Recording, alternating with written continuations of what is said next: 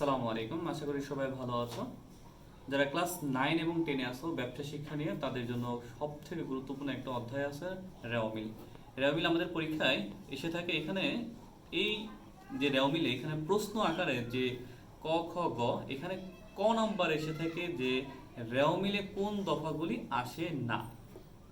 এটা অবশ্য 9-10-ও যেমন গুরুত্বপূর্ণ, ইন্টারের জন্য খুবই গুরুত্বপূর্ণ। আশা করি যেভাবে পড়াবো এই কৌশলটা যদি তোমরা একটু দেখো, একটু গুরুত্ব সহকারে দেখলে তোমরা জিনিসটা বুঝতে পারবে যে রেওয়ামিলে কোন এন্ট্রিগুলি আসে না। রেওয়ামিলে যেসব দফা আসে না, কি কি আসে না? প্রারম্ভিক টাকা আর সমাপনী দ্রব্য। ক্লিয়ার? এখন এই প্রারম্ভিকের একটা সংকেত আছে, সেটা হলো 1-1-কে প্রারম্ভিক বলা হয়, আর সমাপনীর সংকেত হলো 31-12। অর্থাৎ 31 যদি উল্লেখ থাকে তাহলে ওটাকে সমাপনী বলা হবে, আর প্রারম্ভিককে 1 দিয়ে কি বোঝানো হয়। আচ্ছা, আমাদের রেওয়ামিলে তো এরকম অনেক কিছু থাকে, থাকে না? এখন রেওয়ামিলে যেসব এন্ট্রি থাকে সেই এন্ট্রির সাথে আমরা এই উপরের দুইটা সূত্রের সাথে মিলাই দেখবো, যদি মিলে তাহলে রেওয়ামিলে আসবে না, আর যদি না মিলে তাহলে রেওয়ামিলে আসবে। দেখি, এখন প্রারম্ভিক টাকা আছে, কথাটা কি লেখা আছে? প্রারম্ভিক টাকা। এখানে লেখা আছে কি? প্রারম্ভিক মজুদ পণ্য। আচ্ছা, এই প্রারম্ভিক মজুদ পণ্য এই কথাটা কার সাথে মিল আছে? উপরের দুইটার সাথে কারোটার সাথে মিল নাই। এখানে লেখা আছে প্রারম্ভিক টাকা, আর এখানে আছে প্রারম্ভিক মজুদ পণ্য। টাকা আর মজুদ পণ্য কি এক হয়? এক না। সুতরাং এটা আসবে না, কারণ এটা মিলে না। না মিলে কিভাবে আসবে? অর্থাৎ এটা আসবে, সরি, এটা রেওয়ামিলে আসবে, যেহেতু না প্রারম্ভিক টাকা আর প্রারম্ভিক মজুদ পণ্য এই দুইটা মিলছে না, সুতরাং রেওয়ামিলে এটা আসবে। তারপর বলছে কি? সমাপনী মজুদ পণ্য। সমাপনী মজুদ পণ্য। এখন এই সমাপনী কোথায় আছে? এই যে সমাপনী আছে, সমাপনী দ্রব্য আর সমাপনী মজুদ পণ্য মিলে। কিভাবে মিলে? কারণ দ্রব্য যা, মজুদ পণ্য তাই, তাই মিলে যাচ্ছে না? সমাপনী দ্রব্য আর সমাপনী মজুদ পণ্য মিলতেছে, মিলে যাচ্ছে, এই জন্য রেওয়ামিলে এটা আসবে না। এখন কি আছে? সমাপনী ব্যাংক জমা। প্রথম কি সমাপনী আছে না? এই জিনিসটা এখানে মিলাইতে হবে। কার সাথে? এখানে সমাপনী আছে এটার সাথে, তো সমাপনী দ্রব্য। এখানে কি সমাপনী দ্রব্য লেখা আছে? না, এখানে সমাপনী ব্যাংক জমা আছে। আমি আবার বলতেছি, সর্বপ্রথম ধরো আমার এই এন্ট্রিটা আছে, এই এন্ট্রির সর্বপ্রথম কি উল্লেখ আছে সেই জিনিসটা আমাদের দেখতে হবে। কি আছে? সমাপনী আছে। এই সমাপনী ধরে আমার এখানে কাজ করতে হবে। আচ্ছা, এখানে কোনটার সাথে সমাপনী আছে? এটার সাথে সমাপনী আছে, তাহলে এইটা নিয়ে এটার সাথে তুলনা আমরা করব। এখানে সমাপনী দ্রব্য, আর এখানে আছে সমাপনী ব্যাংক জমা।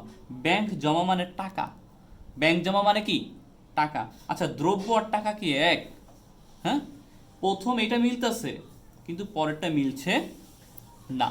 আচ্ছা, যদি না মিলে তাহলে আমাদের কথা কি?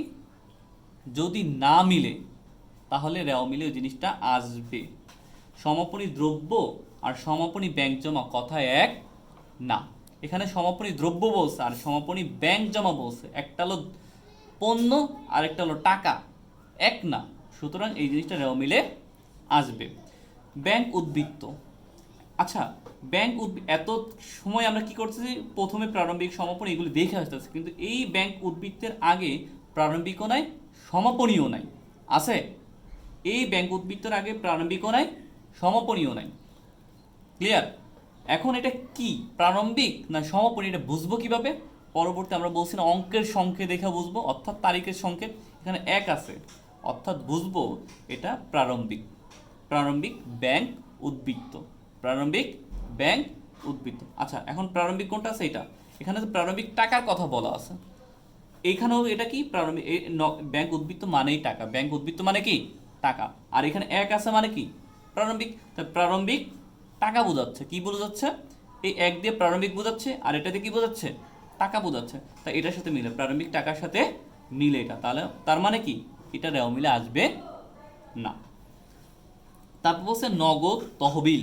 নগদ তহবিল মানে নগদ টাকার কথা বলছে, আর এখানে এক আছে, অর্থাৎ এক মানে কি? প্রারম্ভিক না?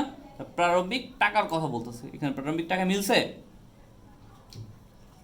এক মানে প্রারম্ভিক, আর নগদ তহবিল মানে টাকা, তা প্রারম্ভিক টাকা, আর এখানে প্রারম্ভিক টাকা আছে, অর্থাৎ এটার সাথে এটা মিলে, তার মানে এটা রেওয়ামিলে আসবে না। মজুদ পণ্য 31। 31 মানে কি? সমাপনী। সমাপনী না? সমাপনী মজুদ পণ্য মিলে সমাপনী দ্রব্য আর সমাপনী মজুদ পণ্য মিলতেছে, যদি মিলে তাহলে এটা রেওয়া মিলে আসবে না। ক্লিয়ার?